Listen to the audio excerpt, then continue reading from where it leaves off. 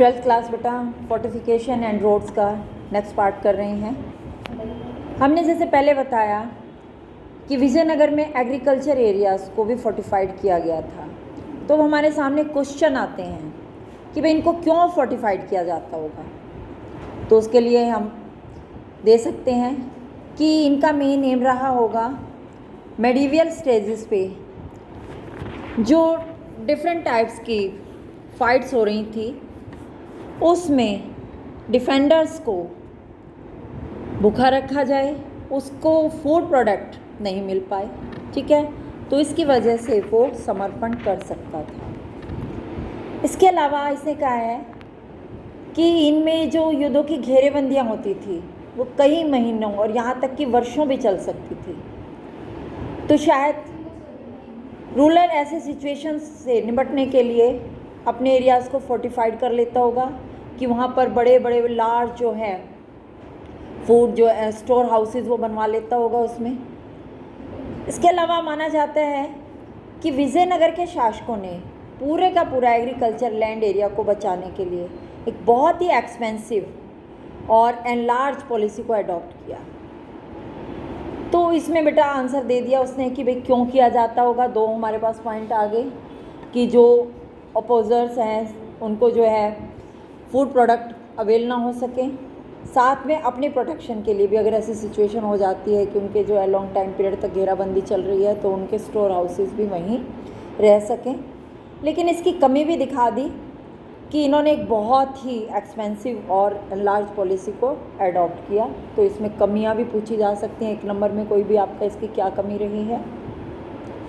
इसके बाद इसने और बताया है कि जो सेकंड लाइन थी उसमें किलेबंदी नगरीय केंद्र के आंतरिक भाग के चारों ओर, इंटरनल पार्ट के चारों ओर बनी हुई थी, और थर्ड लाइन में रॉयल सेंटर को, शासकीय केंद्र को घेरा गया था, जिसमें मेन इम्पोर्टेंट बिल्डिंग्स का ग्रुप होता था।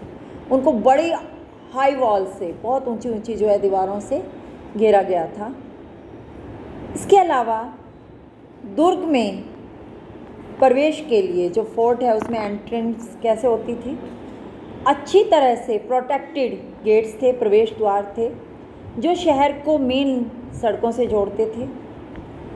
अब जो ये गेट्स थे बेटा, गेटवेज थे, प्रवेश द्वार विशिष्ट स्थापत्य के नमूने थे, डिस्टिंक्टिव आर्किटेक्चरल सिस्टम था इनका। क्या था इनमें?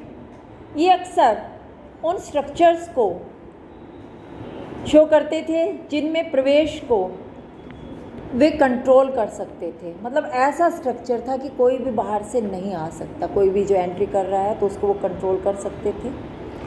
इसके अलावा जो फोर्टिफाइड सेटलमेंट है उसमें जाने के लिए बने प्रवेश द्वार पर बनी जो मेहराब है उसमें जो आर्क सिस्टम उसका बनाया गया है, उसके ऊपर गुंबद भी बनाई गई है। तो ये फिर एक अलग क्वेश्चन है, आर्किटेक्चरल सिस्टम के ऊपर आ रहा है, ठीक है, टिपिकल फीचर कैसे हैं उसमें।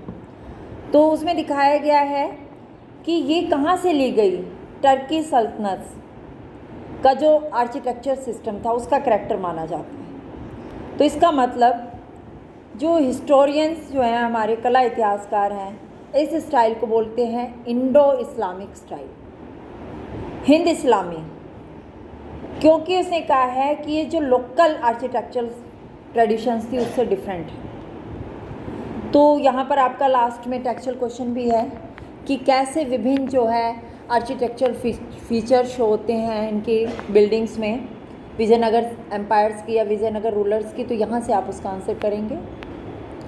इसके अलावा आर्कोलॉजिस्ट हैव स्टडीड रोड्स के बारे में भी उन्होंने स्टडी की है। तो कैसे बताते हैं? These have been identified by tracing paths through gateways.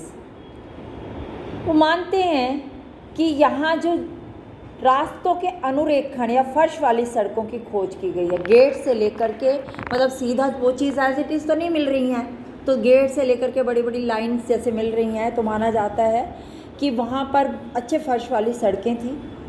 और ये जो सड़कें सामान्यतः पहाड़ी भूभाग से बचकर हिल एरियाज़ में इजीली नहीं बन सकती, घाटियों से होकर के इधर उधर घूमती थी।